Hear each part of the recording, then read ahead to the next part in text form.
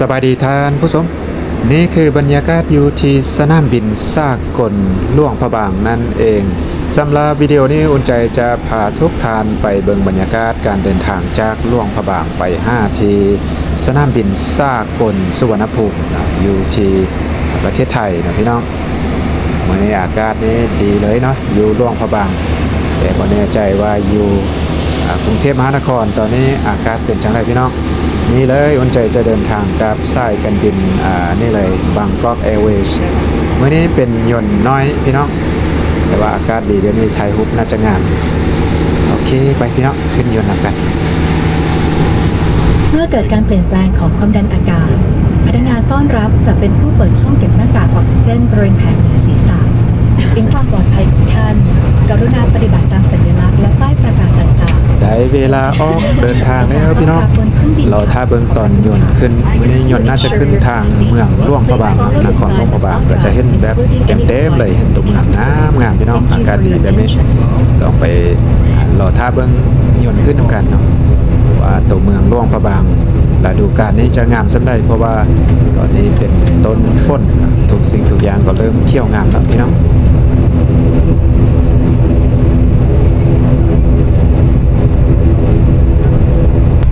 ออกมาฮอตรันเวย์แล้วพี่น้องกำลังจะขึ้นเนาะกำลังจะเทคออฟละโอ้ขึ้นทางเมืองหลวงพระบางแท้พี่น้องอาจจะเห็นตัวเมืองหลวงพระบางแบบเต็มๆเลยล่ะเราท่าเบิ่งนำกันจะงามสันใดฟ้าแจ้งจังซี่งามแน่นอนพี่น้องเมืองหลวงพระบางเมืองมรดกโลกขึ้นมาแล้วพี่น้องตอนนี้ขึ้นจากสนามบินมาแล้วเห็นแม่น้ำคลองช่วงนี้ก็เริ่มขุ่นละเพราะว่าฝนตกมาหลายหาพอสมควรเนาะตั้งแต่ต้นเดือน5ตอนนี้ก็ใกล้สิหมดเดือน5แล้วพี่น้องฝนไล่เขาเนาะไล่ขึ้นฝนตกทีเข้าพี่น้องก็เห็นปากข่านเนาะแม่น้ำข่านไล่เข้าสู่แม่น้ำคลองนั่นเองโอ้อยู่มุมสูงไกลพี่เบิ่งไปนี่เป็นแหลมน้อยๆไปพี่น้อง เขตปากข่านเนาะแล้วก็เห็นผูซี่พร้อมพี่น้องเอ้ยโอ้เห็นแบบเต็มๆเลยถือว่างามไล่เนาะท้องฟ้าแจ้งแบบนี้คักเลยว้าวผูเท้าผูนางอยู่ฟากน้ำคลองเบื้องนั้นพี่น้องกงกันครับกับตัวเมืองหลวงพระบางความจริงแล้วขึ้นมามุมสูงเบื้องลงไปนี่ตัวเมืองหลวงพระบางนี่ก็น้อยๆพี่น้องเดี๋ยวปกติน่าจะโค้งยอดนี้จะโค้งไปอีกทางเนาะเดี๋ยวจะเห็นแบบเต็มบัดหนึ่งเมืองหลวงพระบางแม่น้ำคลองช่วงนี้ก็เริ่มขึ้นได้ละน้ำคลองขุ่นไล่เติบพี่น้องฝนตกลงมาเมื่อก่อนก็ตกเช่นกันฝนตกตลอดแต่ว่าตอนช่วยแบบนี้ก็แดดดีพี่น้องตอนนี้โค้งแล้วพี่น้องจะได้มุมงามๆเต็มบัดหนึ่งยนต์นี้บินประมาณ12ตอนนี้12โมงปลายเนาะ12โมงปลายโมงยังเนาะพี่น้องอาจจะใช้เวลาอยู่ประมาณชั่วโมงนึงกับ40ปลายนาทีออกจากนี้ไป5สนามบินสุวรรณภูมินะอยู่ประเทศไทยเพราะว่าเป็นยนต์น้อยถ้าเป็นยนต์ใหญ่อาจจะใช้เวลาเพียงแต่10ชั่วโมงนึงกับ15นาทีเนาะถ้าเป็น Airbus อันนี้เป็นยนต์น้อยยนต์ใบพัดพี่น้องว้าวตอนนี้ก็ถือว่าเห็นแบบเต็มละเมืองหลวงพระบางพี่น้องหลังจากขึ้นมาก็จะแบบจะเวิร์นโค้งเติมรอบหนึ่งเนาะก่อนจะออกไปว้าวงามไล่สังเกตว่าผูผ้าป่าไม้พี่น้องผูสวงนี่ถือว่าสูงเด่นเลยเนาะตอนนี้น่าจะออกไปแล้วบ่ หรือว่าจะโค้งให้เห็นตัวเมืองเต็มบัดหนึ่งเถอะงามหลวงพระบางเมืองงามนะสมกับว่าเป็นเมืองมรดกโลกพี่น้อง บอกว่าจะอยู่ไกลเบิ่งไปก็งามเช่นกันโอ้ตอนนี้โค้ง โอ้ได้มุมคักเลยบัดนี้นะพี่น้องเพราะว่าตอนนี้โค้งตึมบ้านหนึ่งเนาะเห็นสนามบินเลยว้าวก็ถือว่าโค้งอยู่ถึงเนื้อสนามบินเลยอ๋อตอนนี้แห่งได้งามพี่น้องงามลายได้แบบเต็มว้าวสุดยอดแม่น้ำคลองแม่น้ำขานแล้วก็ตัวเมืองหลวงพระบางแบบเต็มเลยสุดยอดงามไรถ้าอากาศดีแบบนี้ไปจนฮอดประเทศไทยเนาะหรือว่าสนามบินสุวรรณภูมิก็อาจจะบ่กระทบกระเทือนเนาะก็ขี่แบบสมูทไปพี่น้องแต่ว่าฤดูกาลนี้บ่แน่นอนบางเทื่อไประหว่างทางนี่โอ้ยมีเมฆมีเฟือไล่ก็เลยว่าเฮ็ดให้กระทบกระเทือนไล่เนาะ เห็นบ่ขึ้นมาถึงพี่มีเมฆมีเฟือนะกำลังจะเข้าเฟือแล้วพี่น้องหลังจากนี้ก็จะเป็นกระตึกกระตักอะไรไปนี่หลังจากบินมาถึงพี่ได้ระดับที่ว่าสูงพอแล้วก็บินไปแบบซื่อๆพี่น้องระวังเมฆเลยเมฆอยู่ทางถึงแล้วก็มีเมฆอยู่ทางลมแต่ว่าเมื่อกี้นี่มาผ่านเมฆมาได้แล้วใจให้บ้านนั้นพี่น้องเพราะว่าเบิ่งแบบนี้ละลาเวลาไปผ่านเมฆนี่โอ้ยพี่น้องหัวสั่นหัวขอนตำวัดเลย บ้านนะรถตกคุ้มหมดเลยเนาะก่อนจึงแล้วใจก็เดินทางแบบนี้เรื่อยๆอยู่แต่ว่าฮักบ่ลึกเวลาวาบขึ้นวาบลงนี่โอ้ยเสี่ยวใส่พี่น้องหวังว่าคงจะสมูทไปเรื่อยๆเพราะว่าเวลาค่าลงเนาะเวลาเพิ่นดิ่งหัวยนต์ลงสนามบินแล้วอากาศบ่ดีนี่โอ้ยแห้งเสี่ยวพี่น้องวาบขึ้นวาบลงอย่างแต่ว่าตอนนี้อยู่ถึงพุ่นก็มีเมฆอยู่ลมก็มีเมฆก็บินระหว่างกลางเลยก็ถือว่าโอเคถือว่าบนหน้าบ่ได้เนาะยังเห็นอยู่ยังเห็นท้องฟ้าอยู่นะว่าแบบหน้าจนบ่เห็นยังอันตรายแบบนั้นนะพี่น้องเสี่ยวไส้ ตอนนี้เราก็ยังอยู่ในน่านฟ้าเมืองลาวพี่น้องก็ยังเห็นภูเห็นผาแล้วก็เห็น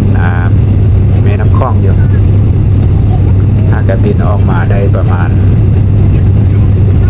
3-40 นาทีพี่น้องตอนนี้เริ่มเข้า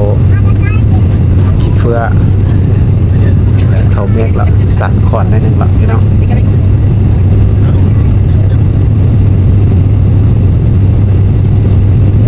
งามไล่เนาะป่านสวรรค์ปันแต่งขึ้นมาถึงพี่ก็ได้พี่น้องก็ถือว่าอากาศนี่โอเคอยู่มื้อนี้พี่น้องตั้งแต่ออกสนามบินสกลหลวงพระบางมาตอนนี้ก็ถือว่าอากาศแบบนี้ก็มีหมอกมีเมฆแต่บ่ได้หน้าเกินไปก็บ่ได้วาบขึ้นวาบลงหลายปานใดบ่สั่นสะเทือนหลายปานใดหวังว่าคงจะเป็นแบบนี้ไปเรื่อยๆพี่น้องตอนนี้น่าจะใกล้เข้าน่านฟ้าประเทศไทยแล้วออกจากนี้ไปตอนนี้ก็ยังอยู่ในน่านฟ้าของประเทศลาวนะหลังจากนั้นก็จะเข้าประเทศไทยหลังจากเข้าไปน่านฟ้าประเทศไทยแล้วเบื้องลงไปนี่ส่วนใหญ่ก็จะเป็นท้องเพียงนะโดยเฉพาะเข้าไปใกล้ๆกับกรุงเทพมหานครนี่โอ้ยพี่น้องสุดสายหูสายตาความเพียงเนาะหลังจากบินมาได้เกือบชั่วโมงหนึ่งแล้วพี่น้องตอนนี้เราก็ถือว่าบินเข้าสู่น่านฟ้าของเมืองไทยประเทศไทยแล้วพี่น้องเบิ่งลงไปทางลมพุ่นส่วนใหญ่ก็จะเป็นท้องเพียงมีภูผ้าเล็กน้อยแต่ว่าส่วนใหญ่ก็เป็นฮาบเพียงเนาะเป็นท้องเพียงเทียบใส่ประเทศลาวเราประเทศลาวส่วนใหญ่ก็จะเป็นภูเป็นดอยพี่น้องท้องฟ้านี่ก็เริ่มแจ้งขึ้นเรื่อยๆพี่น้องมาเข้ามาน่านฟ้าเมืองไทยแบบนี้ก็ถือว่าแดดแห้งๆตอนนี้ เคสนี่ถือว่าเป็นเคสอากาศปั่นป่วนนิดนึงเนาะแปรปรวนพี่น้องโอ้เมื่อกี้นี่ลมแห้งสมควรก็เฮ็ดให้ โยนนี่สั่นสะเทือนอย่างแห้งเลยพี่น้อง เสียวหนิดนึงเนาะยังบ่หมดพี่น้องเอ้ยยังจะไปผ่านเคสที่ว่าอากาศแปรปรวนนิดนึงเนาะโดยเฉพาะน่าจะมีเมฆไล่ยังบ่หมดพี่น้องเคสนี้ก็ยังเป็นจุดเนาะเพราะว่าตอนนี้เครื่องบินก็ได้ลดระดับลงเนาะลดระดับต่ำลงไปเรื่อยๆเพื่อจะลงสู่สนามบินสุวรรณภูมิแต่ว่าก่อนจะลงไปจุดต่ำก็ต้องได้ผ่านเมฆนี้ไปพี่น้องบางบอนเมฆหน้านิดนึงก็จะเฮ็ดให้สั่นแห้งพอสมควรนะเป็นเสียวๆ ท่านได้เคยเที่ยวตลอดนี่ก็น่าจะฮู้ดีแบบนี้พี่น้องแต่สำหรับอุ่นใจแล้วมักเที่ยวแต่ว่าถ้าเลือกใดนี่ก็บ่อยากขึ้นเนาะเครื่องบินแบบนี้พี่น้องเพราะว่าบ่มักบ่ได้เนาะในนามส่วนตัวพี่น้องขี่แล้วมันเซี่ยวๆเนาะแบบนี้พี่น้องผ่านเข้าเมฆแบบนี้นี่สั่นบักแห้งๆล่ะ ว้าวโอ้พี่น้องสั่นบักแห้งๆว้าวเบิ่งเพอุ้ย ผู้โดยสารบ่หลายมื้อนี้พี่น้องห่างกันไปเล็กเนาะผู้โดยสารได้เดียว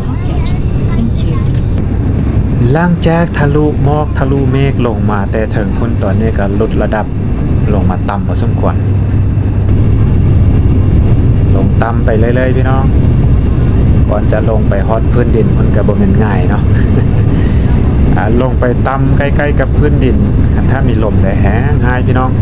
ว่าอยู่ถึงสูงๆคุณบ่มีลมนะส่วนใหญ่อากาศคันถ้าว่าบ่มีหมอกมีเมฆนี่ก็ถือว่าสมูทดีเนาะถือว่าเที่ยงดีแต่ว่าลงมาลมแบบนี้บางครั้งอาจจะมีลมแห้งสั่นสะเทือนนี่แหละพี่น้องบางครั้งบางคราวก็ได้ตอนนี้กำลัง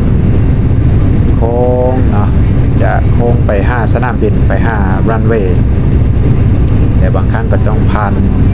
ทะลุเมฆแบบนี้เริ่มเห็นบ้านเห็นเหือนทงไฮทงนาว้าถ้าพี่น้องกว้างสุดสายหูสายตาก็ถือว่าเบิ่งบ่มีภูมีผ้าเลยเนาะเป็นทงเพียงหับเพียงแบบกว้างๆเลยส่วนใหญ่ก็จะเป็นน่าจะเป็นนาเนาะแล้วก็มีบ้านเฮือนประชาชนอันนี้ถือว่าเป็นเขตออมแอมอยู่นอกเมืองไกลสีลงแล้วพี่น้องไกลสีแลนดิ้งละก็ลงมาต่ำพอสมควรแล้วตอนนี้แต่ว่าบรรยากาศก็งามเนาะได้วิวดีบ่มีภูมีผ้าพี่น้องเห็นกันเนาะเพียงกว้างเลยลงต่ำมาเรื่อยๆพี่น้องเมื่อกี้นี่เบิ่งอยู่ถึงพุ่นคือว่าต่ำแล้วก็บ่ฮอดจักเทื่อก็ได้เนาะ ก่อนจะลงแตะพื้นดินก็บ่แม่นง่ายใช้เวลาหลาย10นาทีเนาะลงจากถึงพุ่นลงมาพี่น้องตอนนี้ก็ถือว่าไกลสิแตะพื้นดินแล้วพี่น้องลงไปเรื่อยๆมีลมหน่อยนึงเนาะยนต์ก็จะบ่เที่ยงปานใด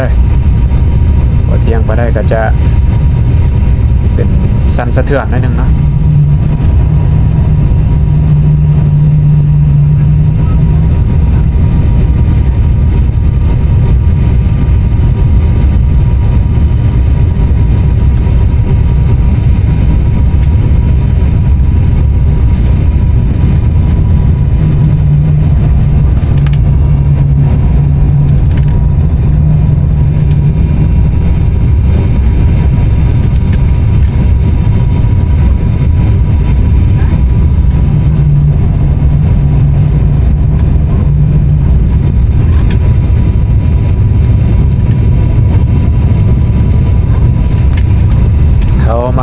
เขตสนามบินก็จะเห็นยนต์แบบนี้พี่น้องเรียงรายกันหลายเลยล่ะเพราะว่าเป็นสนามบินใหญ่สนามบินสุวรรณภูมิใหญ่อันดับต้นๆเลยแหละพี่น้องแต่ละวันท่านตามอุ่นใจได้ข้อมูลมาคันถ้าผิดพลาดประการใดก็ต้องขอโทษเนาะตามอุ่นใจได้ข้อมูลมาก็คือในแต่ละวันท่านจะมียนต์ขึ้นลงรวมกันนี่ก็เป็นพันเนาะเป็น 2,000 เที่ยวพี่น้องแล้วยนต์จะบินขึ้นหรือว่าบินลงนี่ทุกๆเฉลี่ยรวมแล้วทุกๆ45 วินาทีก็จะมียนต์ขึ้นยนต์ลงพี่น้องตอนนี้ก็ถือว่าเราลงมาแตะพื้นเป็นที่เรียบร้อยพี่น้องหมดแล้วสนามบินสุวรรณภูมิเนาะประเทศไทยนั่นเองก็ถือว่าฮอดอย่างปลอดภัย Opening the overhead compartment and ensure that you take all your personal belongings with you. You may use your mobile phone at this time. On behalf of Bangkok Airways and our share partner, Captain Pruitt and all the crew would like to thank you for flying with us, and we look forward to seeing you again soon. Boutique yours, Bangkok Airways, Asia Boutique Airline. Thank you. ท่านผู้โดยสารที่จะเดินทางต่อไปยังเส้นทางอื่นของสายการบินบางกอกแอร์เวย์สกรุณาสอบถามข้อมูลได้จากพนักงานบริการท่าพื้นดินเนื่องจากจะมีการเปลี่ยนเครื่องณสถานีนี้ค่ะ Passengers calling on a domestic or international flights with Bangkok Airways, please contact our ground services after disembarking. ฮอตแล้วพี่น้องฮอตแล้วอากาศดีเลยลงมาลมพี่เนาะแต่ว่าลงจากยนต์แล้วเราต้องได้ขึ้นรถเมล์ไปพี่น้องเราต้องได้ขี่รถบัสนี้ไป5ที่เทอร์มินอลบนเราจะเอากระเป๋านะเนื่องจากว่าสนามบินนี้ใหญ่โตมโหฬารพี่น้องกว้างหลายเพิ่นก็เลยว่าต้องได้ให้ขึ้นรถบัสไปเพิ่นก็จะเอาไปลงอยู่ที่เทอร์มินอลทางออกเนาะหรือว่าทางเข้าเมืองนั่นเองหลังจากผ่านตมพวดคนเข้าเมืองเป็นที่เรียบร้อยก็จะไปเอากระเป๋าพี่น้องก็สิประมาณนั้นเนาะโอเคพี่น้องสำหรับวิดีโอนี้อุ่นใจก็สิได้จบไว้สำนี้นะพี่น้องจังได้ก็คือเก่าขอบใจทุกท่านทุก FC ที่เข้ามาติดตามรับชมก็หวังว่าถ้าท่านได้เข้ามาแล้วก็อย่าลืมเข้าไปกดไลค์กดแชร์กดติดตามเพื่อเป็นกำลังใจให้อุ่นใจได้เฮ็ดคลิปต่อไปพี่น้องอุ่นใจก็จะอยู่กรุงเทพนี่ประมาณเกือบอาทิตย์นึงเนาะแต่ว่าบ่แน่ใจว่าจะมีเวลาไปถ่ายสถานที่ต่างๆให้ท่านได้เบิ่งบ่เพราะว่าอุ่นใจมาเวียกหน่อยนึงเนาะพี่น้องมีเวียกหน่อยนึงโอเคเจอกันคลิปต่อไปพี่น้องสำหรับคลิปนี้ก็สิได้ลาทานผู้ชมไปซะนี้สบายดี